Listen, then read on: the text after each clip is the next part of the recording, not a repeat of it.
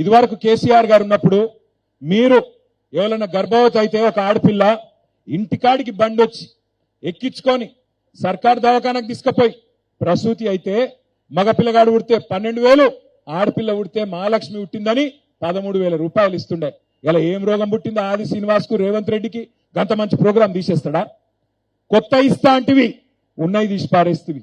KCR kit తీస్తువి, Bathukamma చీర బంద్ చేస్తువి, రంజాన్ తోఫా తీస్తువి, రైతు బంధు బంద్ అయింది. ఆఖరికి ఇవాళ ఎంలాడలో రైతులకు యూరియానన్నా దొరుకుతుందా? యూరియా కోసం లైన్లు పట్టే రోజులు మళ్ళీ వచ్చినాయా?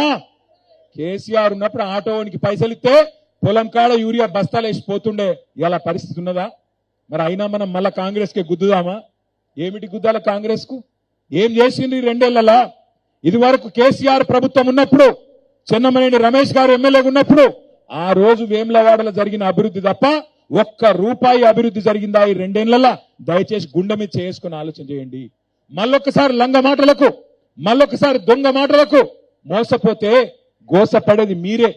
ఈ ఎలక్షన్లతో మేమేం అధికారంలోకి రాము, కానీ కాంగ్రెస్ కు బుద్ధి చెప్పే అవకాశం మీకు వస్తుంది.